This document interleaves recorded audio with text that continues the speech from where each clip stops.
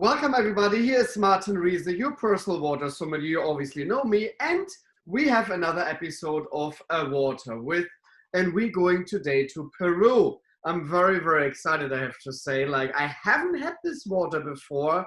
Today is the premiere that I'm drinking this water, so I'm extremely excited. I didn't drink water for the last 24 hours, that I'm really getting excited. No, I'm just obviously kidding. I'm a water sommelier, I should drink water all the time. But yes, today in the morning, I was drinking my regular half liter, what I'm always doing in the morning before I'm even getting up.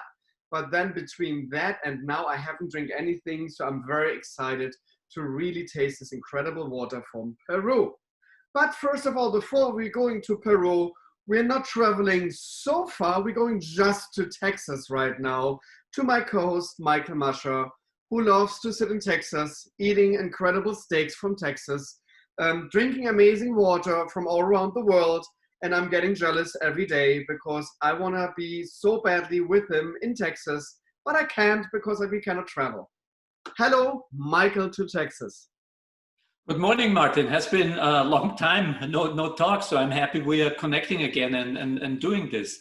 Yes, you should definitely come to Texas, and it's exactly like you described Texas. You know, that's exactly what it is. But you are on the water, I saw, huh? Michael, tell me a little bit about it. Yeah, one of the reasons I'm down here is, I like fly fishing, saltwater fly fishing. And, don't tell anybody, and listeners don't tell anybody, but it's one of the best areas for saltwater fly fishing in the US here. So that's the cool thing. So we can finally go underwater again with COVID and catching fish. So that's the fun living down here, or one of the funs. But I'm also very excited to do Socosani. And Martin, I hate to do this, but I need to correct you. You will remember the water. You actually drank it. Both of us were in Ecuador in 2018, 2 years ago. And this was actually one of the waters in the competition. It won a silver medal. So I'm sure you will immediately recognize it because it has a lot of character. So we are revisiting a good old friend here. And I like that you're saying this, Michael. As a water sommelier, I'm really trying to remember all the waters I haven't drunk in my life so far. Once I tried to write everything down what I drank so far, and I think I'm around 1,000 spring sources right now, what I had to discover in my life. So obviously, I apologize. I'm so sorry that yes, I had the water than obviously before, and I'm now even more excited to revisit the water because I actually forgot. I just want to be honest. I'm not bullshitting around. I'm an honest guy. So I forgot. That can happen even when you drink a lot of water. But I'm very excited to revisit now this water. And now we want to say hello as well to a very special gentleman who wants to tell us everything about obviously this incredible water. Hi there, how are you? Hello from Atlanta, Georgia. Oh, Atlanta, Georgia is not really in Peru, huh? Or is this my geographic now even missing? So what's happening? Well, I'm Peruvian, but actually I live here in Atlanta for the last 5 years. But it's actually true that you're going to drink that water for the first time in the US, right? I love that you're helping me, huh? My new wingman, Michael, I don't know what happened to you, huh? You used to be on a regular basis my safe point. And now, obviously, you drove me on the bus already today. No, this is great. This is great. So tell me a little bit about the water. I would love to know a little bit more. Yeah, so actually my story with the water goes probably back 25 years. So I was working in early 2000 in Peru. I'm Peruvian as well. And I was working for Procter & Gamble at that time. I was in charge of on the commercial side of the launch of Pringles, the chips that were actually getting into Peru. And my mission was to get a distributor. For some reason, they told me, we would love to have a beverage, but for some reason, it couldn't be Coke or Pepsi. So I was looking for a regional ally, and I found this nice distributor, or actually company, because they own their own distribution in the south of Peru, which is called Socosani. So I actually traveled back and forth, met the owner, and I think he was the grandson of the founder. So we got into an agreement But then we were actually working at the office, right, at the corporate office. And he said, "Hey, Oliver, okay, good. We are into we're about to sign the contract, but to do it, let's do it in the fountain." And I said, "Oh gosh, okay, we need to travel and about 2 hours into the mountains." And I said, "Okay, let's do it, for the sake of the contract."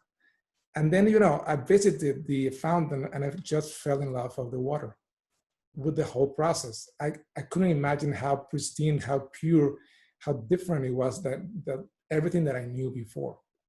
So that actually, stuck in the back of my head. And then, after that, shortly, I was hired by Coca-Cola to lead, and actually left Peru to live in Costa Rica to manage Central America for a while. I thought it will be a 2-year journey. I spent 11 years in Costa Rica, 2 years in Colombia, and now 5 years in the US. So it's been a while.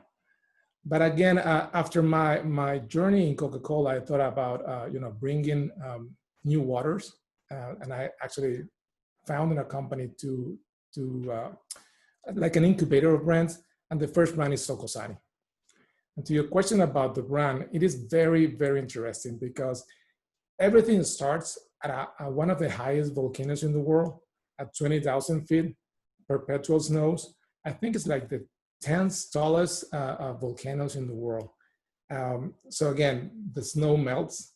It goes underneath the valley, actually not the valley, the mountain and then the valley.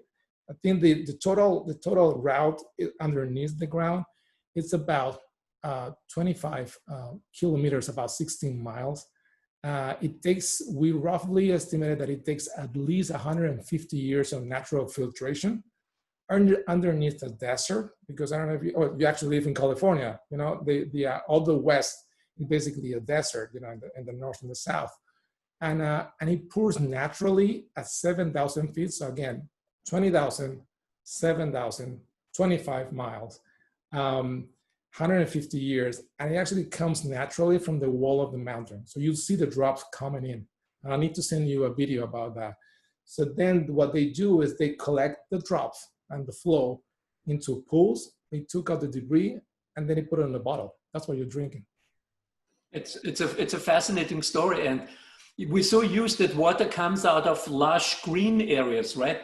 But if I remember the picture correctly, this is, semi-arid desert, right? It's very dry. And then suddenly you have this oasis of water. So I think that makes it very, very interesting. That is correct. Actually, it is an oasis because it is a desert. And then you see a spot of green, right? Where the bottling plant is there. And actually it's been there for 116 years now, since 1904. Who discovered this water? Do you know? Marco Antonio Vinelli. He was a pharmacist and an Italian descent that used to live in the south of Peru. And he was horseback riding with his daughter in the mountains, actually, just for fun. And they became thirsty, and then they saw this water coming out of the mountain. So they went, take a glass or whatever, a container. They drank it, and I said, that actually tastes good. And so he took some samples, packaged them, sent it to France to a lab there. And they, when they did the analysis, they said, this is a fantastic water. You need to do something with it. So he actually put a plant there, and the rest is history. So is this an important big water in Peru? Is this someone everyone would recognize? Especially, so they have yes, especially in the south. So you will see them as the mineral water in the south, all the Andean region and the south of Peru.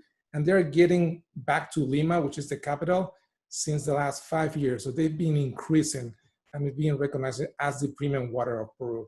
So, like Peruvian cuisine, it's up and coming lately. And, one of the fanciest restaurants in Peru, just Astriti Gaston, with the iconic Peruvian chef, just included Socosani in their menu. So yes, so they are up and coming, and they are considered the premium water of Peru. I like this because a lot of people are always saying, like, when they see me with water bottles at Petit Hermitage or like on my videos, and they're always saying like, oh my God, Martin, all this fancy waters, what you have. Sometimes I'm always saying it's not that fancy. It might be fancy in the country where you don't know them. When we're going actually into the country, like for example, a great example is Vichy Catalan, who is super fancy in America, but it's like the regular, you will find that water in every gas station in Spain, like normal water. And I think this is, I don't want to say this is like a gas station water, obviously now, No. but I mean like people are more recognized, obviously, about the water in Peru than here in America. It's the same with Gutic, what we had in Ecuador. What an incredible, amazing water. For me, it's like the sparkling water is very, very, very unique, very interesting. For me, yes, it's very fancy to get it here to the States. But when I came to Ecuador for 2 years ago with Michael, and we were driving down the street, you saw Gutic everywhere. So it's so interesting that sometimes we think something is extremely fancy when we don't know it. And I think that's very important for the consumer to understand too, that all these waters, what we have and what we're discussing, might be not always extremely fancy. They might be very fancy because they're special editions, but in the country where they're coming from, it is just the waters, what the locals are drinking. And this is the way it should be done. I'm a big provider of local food. I think it's very important, and local beverages is very important. So local water, I think, is great for daily hydration. Correct. So that's great. But still, to your question at the beginning, I think there's still, and I think that's global, an education component in terms of explain to consumers and people that premium water that comes from the mountains, pristine from a source, is different from processed water. And because then you get into the shelves of a supermarket and then you compare the prices. And if you don't know about what's behind, you will not be willing to pay for the difference, right? So that's a big challenge all over the world, of course, in Peru as well. And I think they're actually doing a fantastic work on actually elevating the category in Peru as well. Yeah, that's what we're trying to do here with Martin and myself and all the people around us. We're trying to elevate the category and make people aware. And I think, if you have seen any video of Martin, processed water, natural water is a big thing for him, and he makes his opinion known very well. So yes, we totally agree with that. But I want to go back what Martin was saying before about, for me, this is almost like a little bit of a frustration. So, and Martin has probably the same thing. We tell people all about these great waters. We tell them, you should have this water, match it with this food and this, and we lay out a landscape for them. And they say, yes, please, I want that. And then they ask us, where can I get it? And we have to tell them, I'm sorry, this is a special import, you probably cannot get it. And we've seen this with Martin did a water tasting video recently on Netflix, which, lit the category on fire, and everyone was asking, where can I get the waters? Where can I get the water? So what we see is the consumer out there, they want to have different and new experiences. And right now, in between is unfortunately this logistic distribution problem that can only be solved at scale, that does not allow the people to actually have access to the waters and to the many different experiences they want, because the waters are not available. Agree. But good that you actually say that, because that's the mission of our company, trying to bring small good brands of the world into the US and distributed them across the entire US. So for example, to your question, where can I get Socosani if I live in California, if I live in Oregon or whatever, you can buy it from Amazon. So right now you can actually go there and you can buy it from Amazon or from our website, sourcetobottle.com. And the intention is to start building the distribution network inside the US so we can actually reach out the HoReCa, the restaurants, and for sure the natural channel and the grocery channel.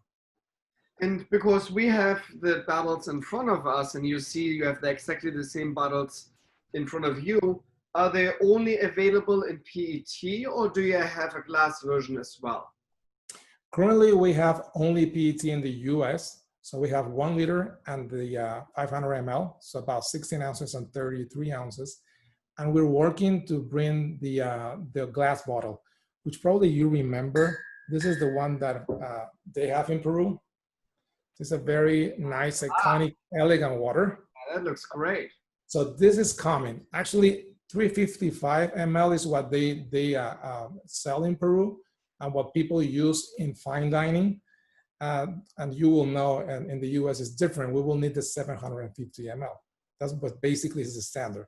So we're working with Socosani to bring into the US a special a glass bottle, same shape, for 750 ml. Hopefully, fingers crossed, we will have it by end of March, early April next year. That's great. Beautiful.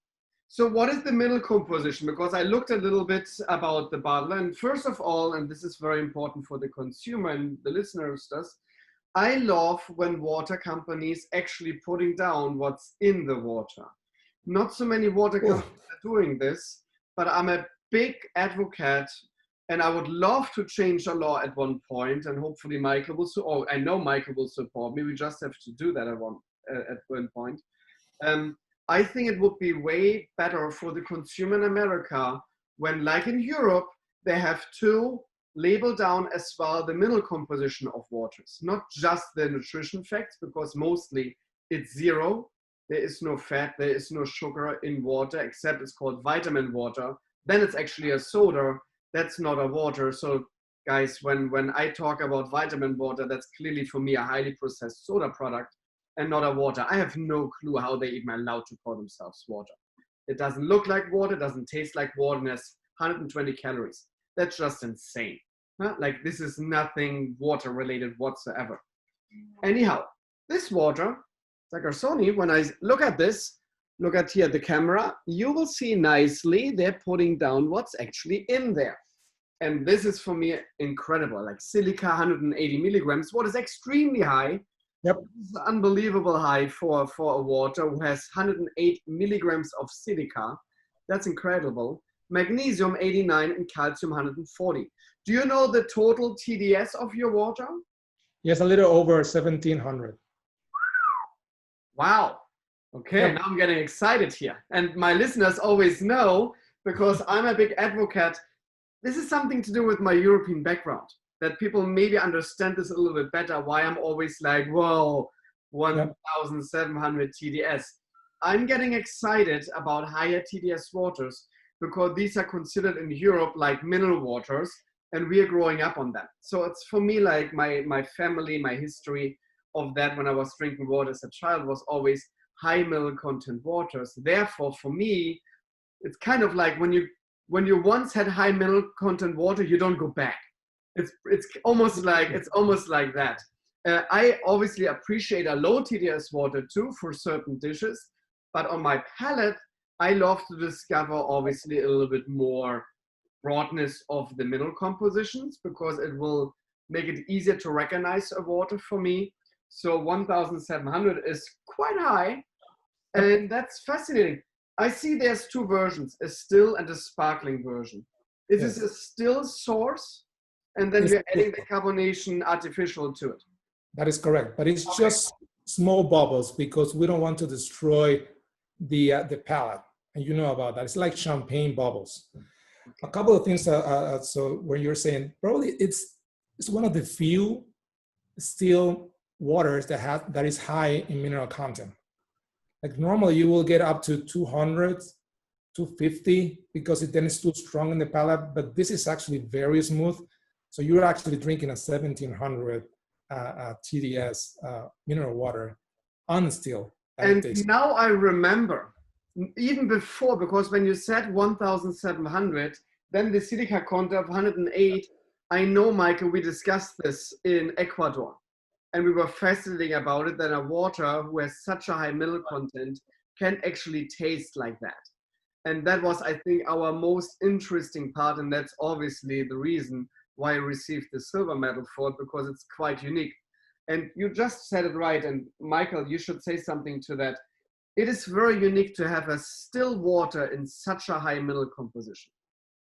Yeah, it was really unique. And yes, we talked about it. We were both fascinated. And there are very few around that have that high, and that still nicely and drinkable. So when we taste them later, they have such a character. And again, we also like the low ones, but for us, maybe the European background, it's this high TDS still waters are very, very fascinating because they're very rare. And I couldn't believe when I connected with Oliver a little while ago, and he told me that Socosani will be in the US. I thought it's a dream, because we have another water that's in that kind of category.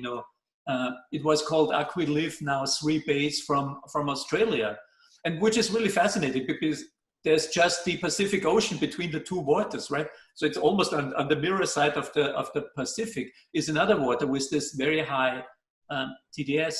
So I'm very happy we have the water here. We will be doing a lot of very nice, pairings with the water, and I can't wait to get this into an Epicurean context. And I think we should try it. Or are we already trying it, Martin? Yes, I'm already trying it because I was too eager now to do it. It's my dirty little secret. I just wanna tell everybody, it's tough to be a water sommelier because I just want to drink water all the time. I love water, and I always want to discover it, and it's very interesting. So the water in the first sip,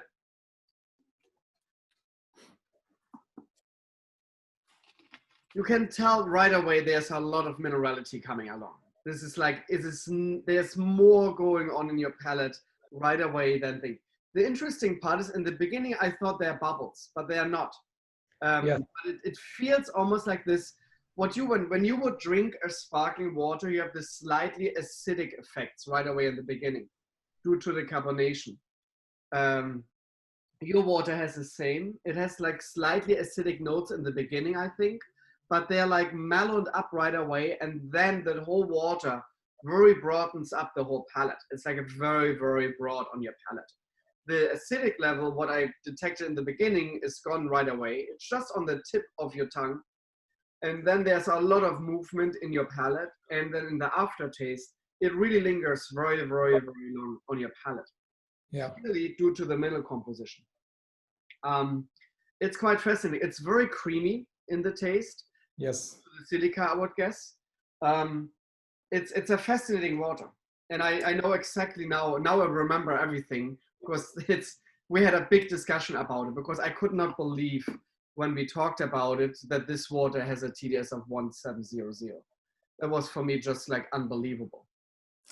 Yes, and you're right. And I think it's the balance between the silica that outbalances the rest and actually makes a really good combination, smooth, that it doesn't have an aftertaste, but actually you can feel that it has a personality in your palate. Oh yeah. Right? Yeah. But what I noticed, I think I agree with Martin. So immediately you drink the first sip and you notice it's heavy, right? You notice there's something there, it has character. There's lots of things there.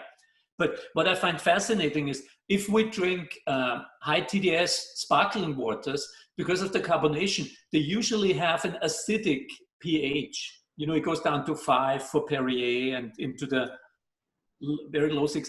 This seems to have a much higher pH. I think it's 6.5, so it's getting closer to 7. So that removes a little bit what Martin also was saying, this acidity level. And again, a long, lingering kind of oily, creamy sensation for a long time. This is a full arc and circle, right? It's really beautiful. And it's really fascinating. I had the same thing when I drank it. I opened a new bottle. I just got this from Oliver.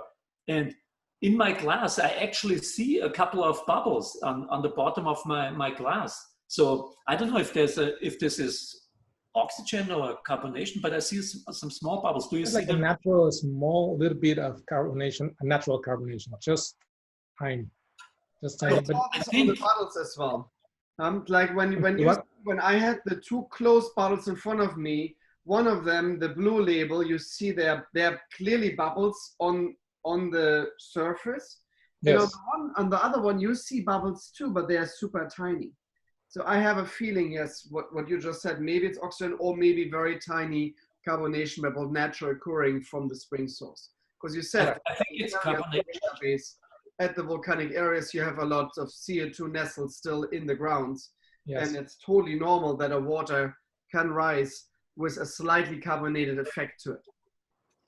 I think so too. I think it's naturally carbonated water because of the volcanic activity below. Yeah. I mean, it's very, very gentle, and you're not boosting it because many other places, you know, where they have natural carbonation, they collect the carbonation, put it in the bottle again at a higher level. Yep. But I think what we're drinking here is probably natural carbonated water at exactly in the same composition as it comes out from the source, which again is a really, really interesting point for this water. I can see very tiny bubbles rising up on the glass as well. Like when you're looking into the water, you can see like very, very small little floating bubbles coming from down and going up. So, yes, you're right. The one thing that I need to correct you, Michael, is that the pH level of the water is 7.4. oh, look Wow. at That's what we're sensing. Yeah. That's what we're sensing, because it's very, very seldom that you get this high TDS waters with a neutral, or in this case, you know, alkaline. And what about the pairing with food and wine? This water is perfect. As I was talking to a friend of mine, who's a French a chef, a Michelin chef, the bicarbonates that are high in this water actually cleans your palate totally. So you will actually appreciate the next meal or the next wine much better. Yeah, I can see that. For me, it's also fascinating because it's a still water, or I would almost call this effervescent, or if there's one level below effervescent, because it's actually not still. And you know, maybe later on we can talk about the positioning of it, but I would almost position this as a natural carbonated water in its natural state, a kind of a raw carbonated water, effervescent or something. Make it clear it's actually still, but not quite. And for me, this is fascinating. I'm thinking of the Pacific Ocean. The ocean in front of Peru is very cold. So the fish have a lot of fat. So I would love to have, you know, kind of, you know, I know we're not supposed to eat sea bass anymore, but those kind of fish that have a very high fat content, this, you know, glistering white fish, which doesn't go with the low minerality waters because it doesn't stand up to it. I mean, this one would be stunning for exactly those kind of dishes. Yeah, 100%. Yeah. And it's interesting that actually you pick the still first. So you want to go for the purest one first. Normally people will go for sparkling on high minerality, and you went for the still.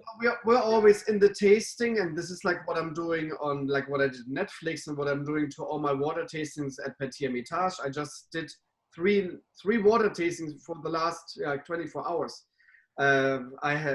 It's always fascinating that guests are coming to me now to Petit Hermitage and they want to do water tastings with me. So I had 3 of them, and we're always starting. I'm talking to my guest over there, and I'm always saying it's kind of like a wine. You're starting with white wine, then you're going to heavy red wines in a tasting, and this is the same for me. I'm starting always with still waters because your palate runs then on the still waters, and it's easier to distinguish between 2 different still waters, because when you're adding the carbonation right away, there's too much going on, and from a sparkling water then going back to a still one, that's pretty tough.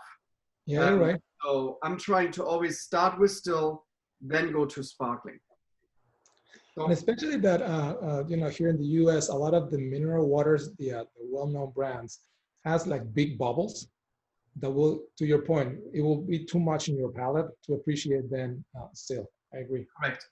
Yeah, and you can see, I mean, I'm more and more convinced that it's natural carbonated because I have a little bit left in my glass and I can still see the carbonation, even in this little amounts here. And as you know, when carbonation really stays there for a long time, it's because it's natural carbonation. The water is really used to the carbonation. If this would be artificially carbonation, most likely the carbonation is already gone, especially in lower TDS waters. So fascinating. A raw, the only other water I can think of is Cana Royale, which has the same idea that they bottle a natural carbonated water with exactly the same amount as carbonation without adding any additional natural carbonation. So it's fascinating. So I went to the sparkling one already. I open it. You can see clearly as a consumer that this is open now, and you see the bubbles very nicely appearing on the glass. I poured myself into my tasting glass, and I haven't tried it yet, so I'm gonna do this right now with everybody. Tell me about the bubbles. I know you like them.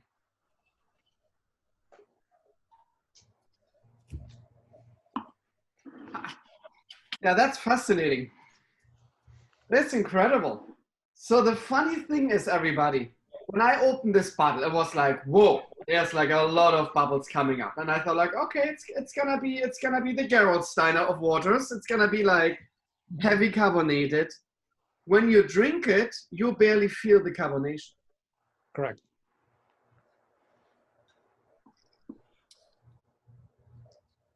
You actually appreciate the bubbles. Actually, they go with everything that's going on. It's not too big, right? Yeah. It's not too big.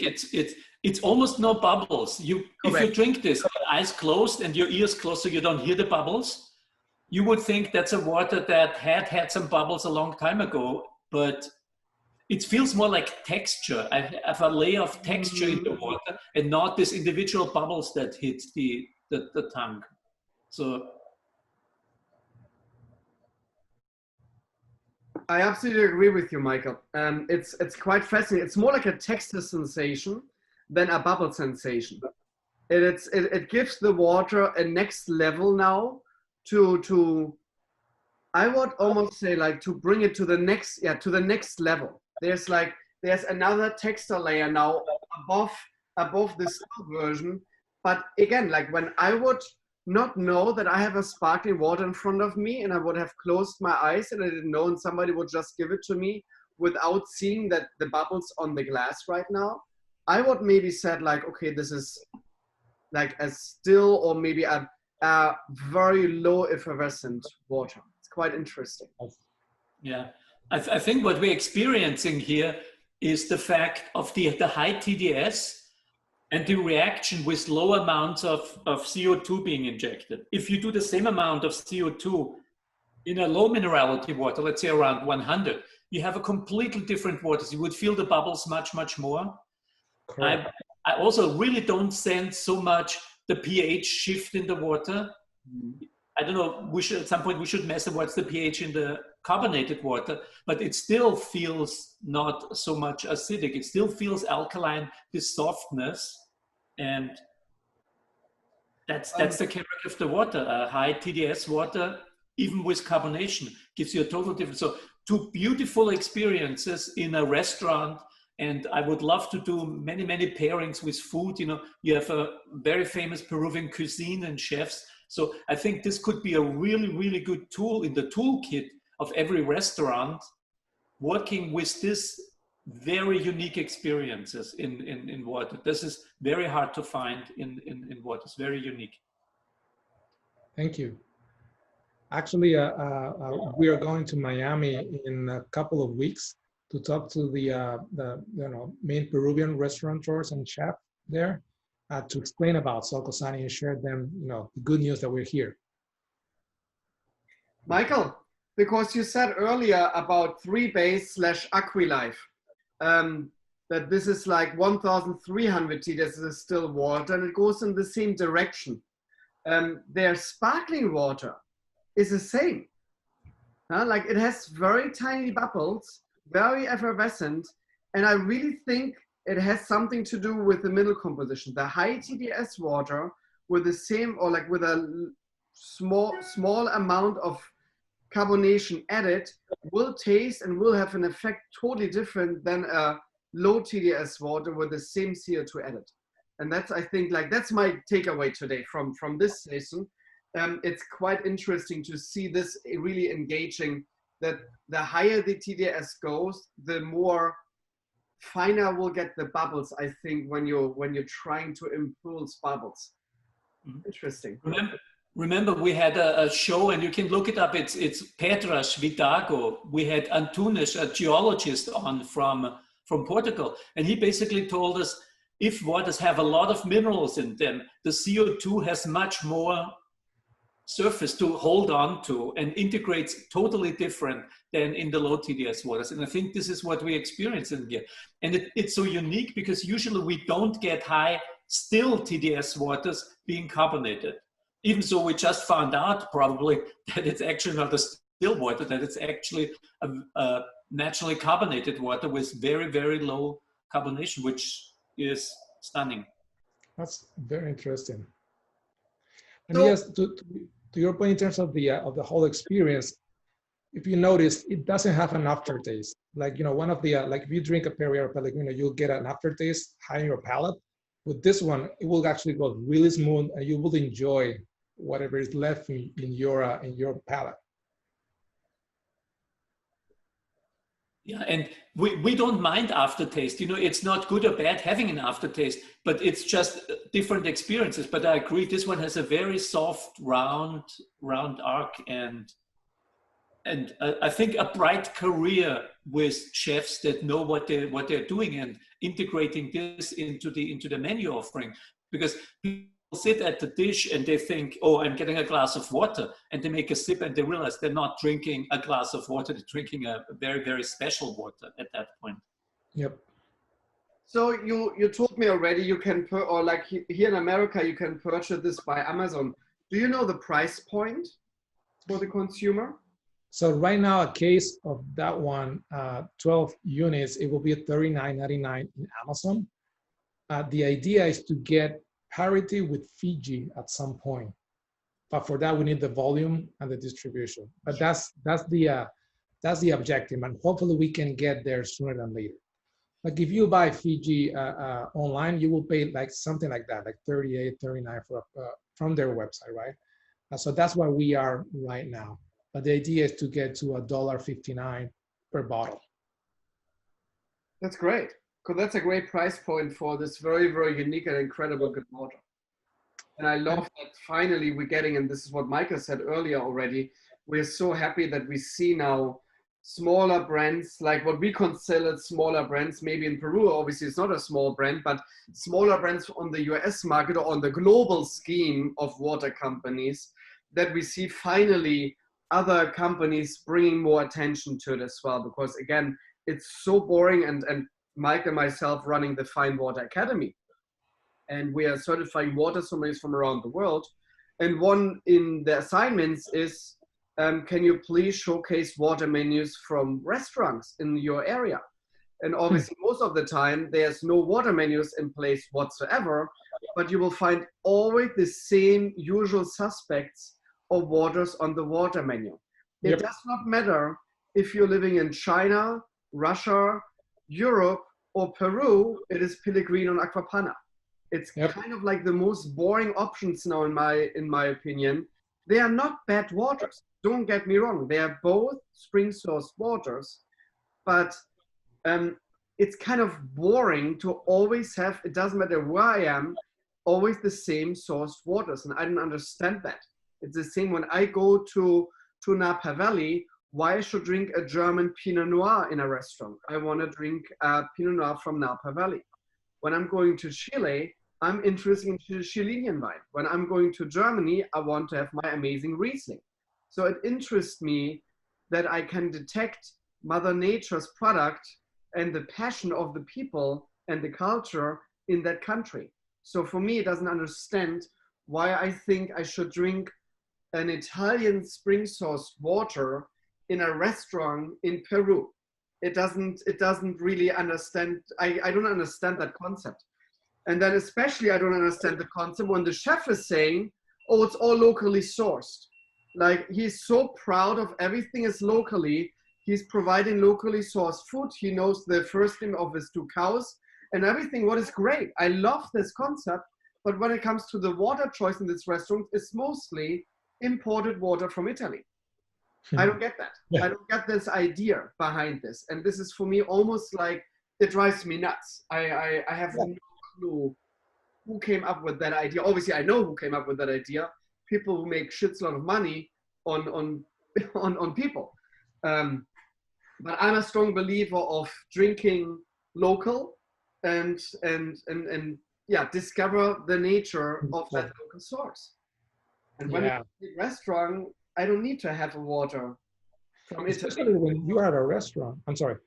Especially when you are at a restaurant, right? Because you are looking for experiences and looking for different tastes and unique things. And then the water is a commodity. It should be something bigger than that. Yeah. Yeah, but I don't know. And Martin has so much experience with showcasing how a water menu can become a revenue center for a restaurant or for a hotel. I think 100 to 400, maybe 500% is possible in increases in sales with a water menu.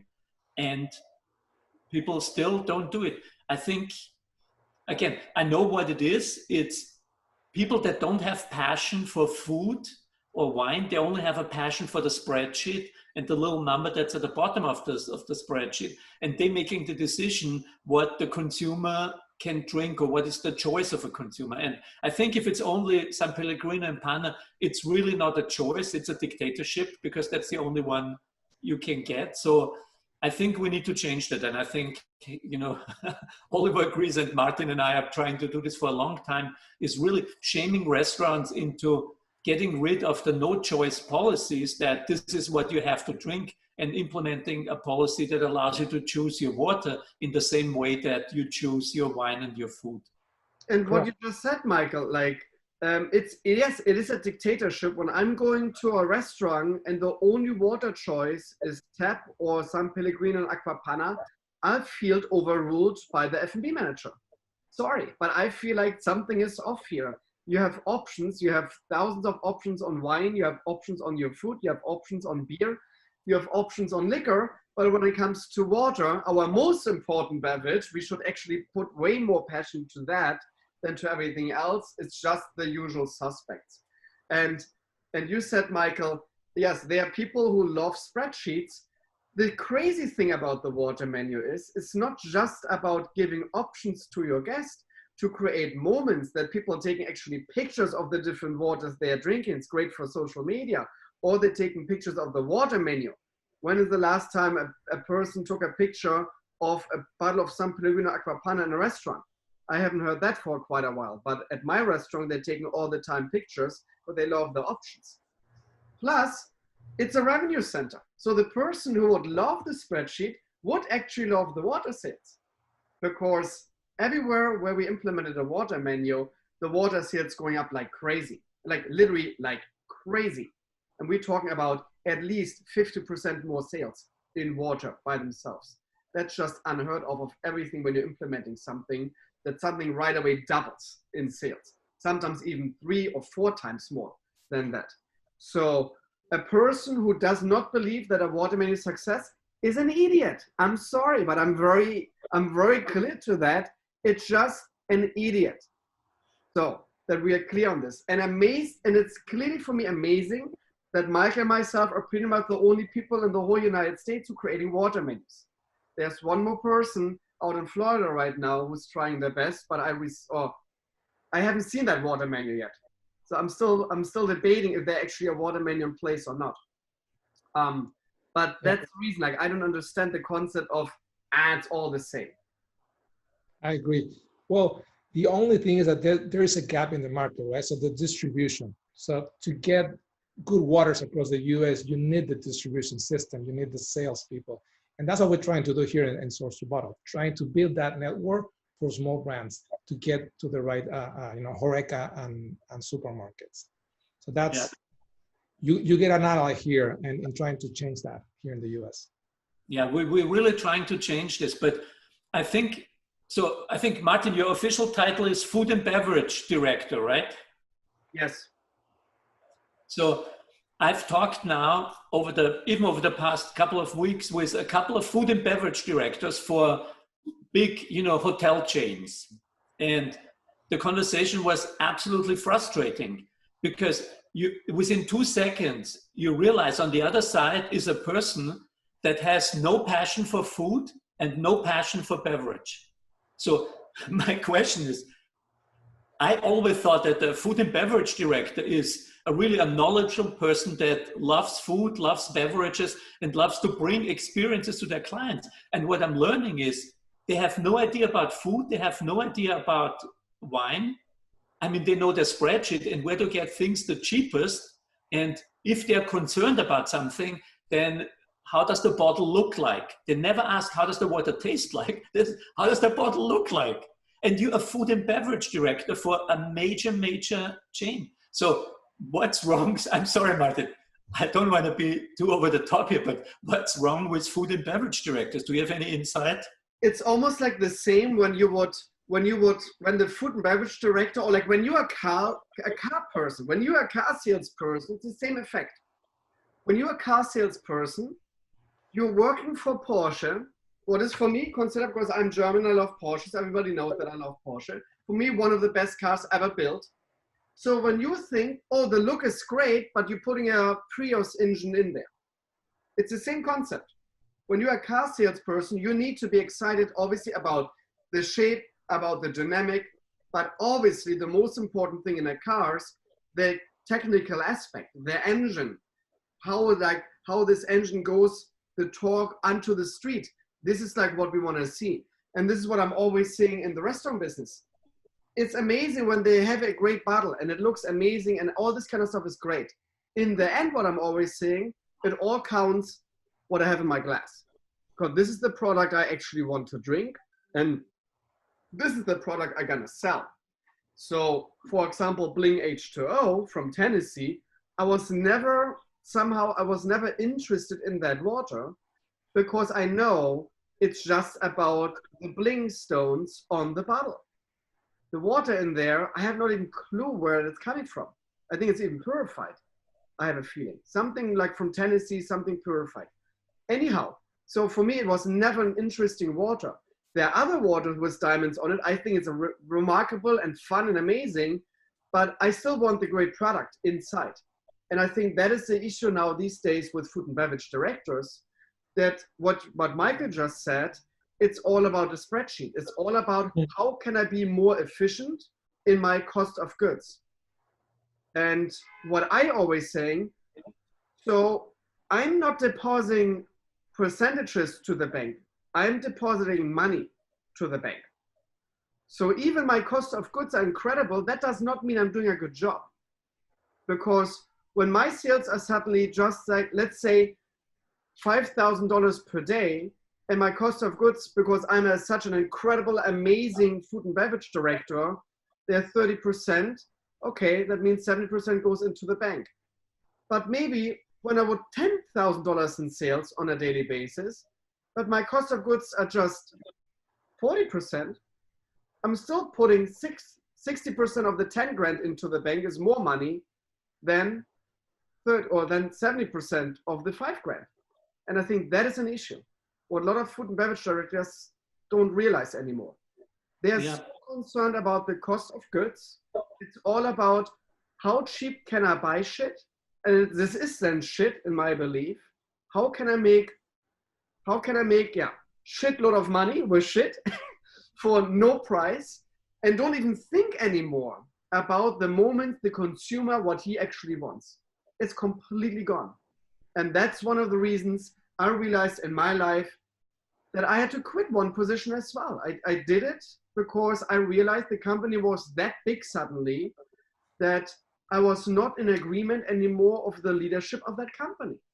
And then I realized, you know what, Martin, I cannot do a good job for them and vice versa. I don't feel right anymore to work for this corporation.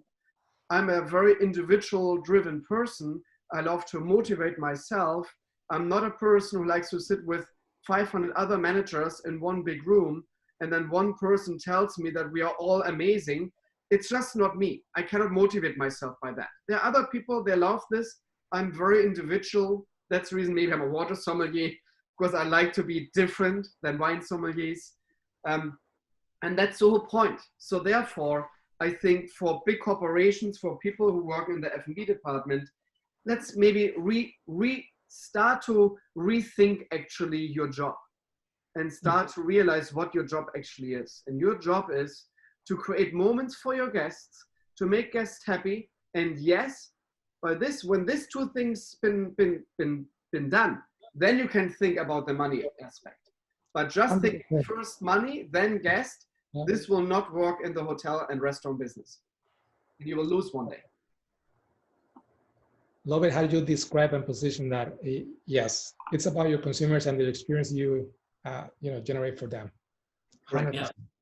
I like the fact, Martin, what you said. They should become experience managers, and they should manage money, but they should be what they produce should be experiences and not a bottom line. Right now, they're bottom line managers, and they should become experience managers. I still think they all saw the Casino movie, and they all want to have the same job as Robert De Niro in Casino, being the food and beverage manager. They think this is glamourful, but it's a really, really disconnect. And I think those big chains doing, and those big corporations doing their guests a disservice by putting people at the gate as the gatekeepers to those experiences in there that they themselves have no experience and no intention of having an experience and no vision. I think it's really a pity, and let's put it on the list of things we have to change, Martin. Yeah, and let's face it, we saw this in so many other industries.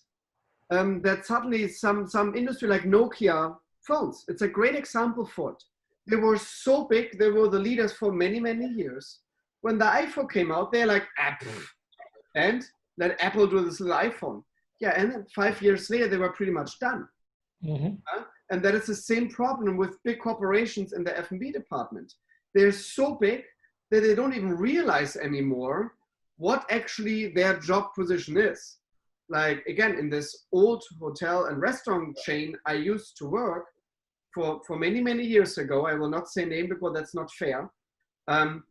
They suddenly changed their whole concept of like, they're like, what is our concept of our company? And they changed it to, we're here to like to help or to create something for our and then consumer. So, and that is a very, very rush word. Consumer you have in retail. In the hotel and restaurant and hospitality business, we have guests. So when a big hotel chain not even knows that anymore, so the basic of that fundamental thing, that was the first thing I learned in my hotel and restaurant business in 1994 in my first meeting with when I was an apprenticeship with 17 years old. The first thing what my owner of that hotel said, Martin, two things are very important. We have guests, not customers. We have guests, and we're greeting them all the time when we see them. So these are the two essential things in the hotel and restaurant business. When a guest comes to you, you are the person who says first, hello, welcome. Yeah. Or good morning, good evening, good afternoon. When you know the name, even better, then you will say the name. But to ignore them, and you see this in many hotels as well these days. The hostess desk is like this. They're like trying to be actors, polishing their fingernails, drinking water, and you almost feel like an embarrassment as a guest who comes over there like, I am so sorry, I have a reservation. You always apologize already that you're disturbing them in their daily whatever they're gonna do. It should be the other way around. But it's very, very strange that the hotel and restaurant business, there are a lot of wrong people in that business, in my opinion. They should be better in retail. I agree. But let's get back to what I forgot to ask. I had a little note here. Is there a particular meaning to Socosani? Is it a place name? What does the word Socosani mean? It's an origin denomination, and it's part of the native language. I don't know exactly the meaning, but I know it's about the volcano and about the river. Fascinating. And I still have little bubbles in the water here when I drink it. Hey, I want to go back to a question you made and I didn't answer about the mineral composition, because I'm in love with the mineral composition in terms of the health as well. Because it tastes fantastic, the combination, but the particularities of the mineral composition is fantastic. Like you were saying, Martin, that it is really high in silica, and silica is well known as the beauty mineral, kind of, because it actually naturally promotes collagen in your body. So it's actually good for your hair and nail and skin. Actually, it has more silica than some of the beauty supplements that you can buy in beauty store, which is crazy. And this is totally natural. And if you're drinking it through water, your body will absorb it better than a supplement. Yeah, because it's from nature. Your body runs on Mother Nature. It's the same. And it was a big topic from the Netflix sequence. There was a a health person reached out to me and said, Martin, there is no municipal water. This is completely insane what you're saying. And the calcium and magnesium content you can find in these waters are so minimalistic. There's not even a proven science to even that it has an impact maybe to your body, nothing. And I said, like, did you actually ever Google it in your life? And this person, like, what? He's saying, we have over 100 municipal waters in Germany, water brands, who falling under the medication law. And she's like, what? He's saying, yes, we have that. Because you don't know them. Again, like, you don't know doesn't mean it doesn't exist. So, and that is a problem. And that a person who considered herself in the medical industry and not have ever heard about that water used to be actually used for medication back in the days. And we still have people going to this bath and spa towns all over Europe for the healing powers of these waters. They're teaching themselves on that by their doctors. It's not just like that they're doing this for holistic reasons. They're doing this because the doctors are recommending that. So it's quite fascinating for me that here in America, it's literally lost in translation whatsoever when it comes to minerals and water. They're all thinking there's nothing in there. And again, thank you so much, Smart Water and all the purified water companies who making billions of dollars on the American consumer to scam them, to sell them filtered, highly processed tap water in a bottle. That's the reason why people think water should be pure, there should be nothing in there, because they're listening to crazy commercials on TV, and they forgot that actually water should come from a remotely natural occurring source where your food should coming from as well. I don't want that my food is coming from a factory. I want that my food is growing actually on a field. It's very... Right. And funny that you say about the medicinal properties, because Socosani used to be sold as a medicine at the beginning in pharmacies, because it was good to heal especially the stomach. That goes to the second big one, bicarbonate. So you get two types of bicarbonates, right? The sodium bicarbonate, which is very, very well known, very used in cuisine, etc. And then you get the calcium bicarbonates, which are more rare. This one has both, but has a lot more on the calcium bicarbonates. And it is the nature's most potent acid that you can get. So it's like way better than an Alka-Seltzer. So when you are eating, and it's natural, right? It comes from a natural source. It's not a pill you're taking. And we all know water can be a really good vector for those minerals and trace element, and really, help you with the wellness. So fascinating. Thank you so much. Exactly. And then the other one that I like a lot is the magnesium. It has about 11% of your daily values just from a bottle of water. And that's also good for your immune system. It's also good for your sleeping. So it's actually a sleep inducer. And, it's a stress reliever as well. So all that you are getting in a bottle of water, it's actually, and in a water form that is actually better for your body to absorb rather than taking supplements. I will be drinking a lot, and hopefully my hair will grow back. Let's see. Michael, I think you look great. So don't worry. I think this whole hair thing, just forget it. I think it's amazing what you're doing like that. No, I like to the end. I just put myself again the sparkling version, and I was able to drink it like that, like a still water. And I didn't have to burp whatsoever. So you can see how really tiny and how effervescent this water is, even the sparkling version. So my recommendation, America, get on the Peru bandwagon and get some waters to yourself. It's a very, very good water.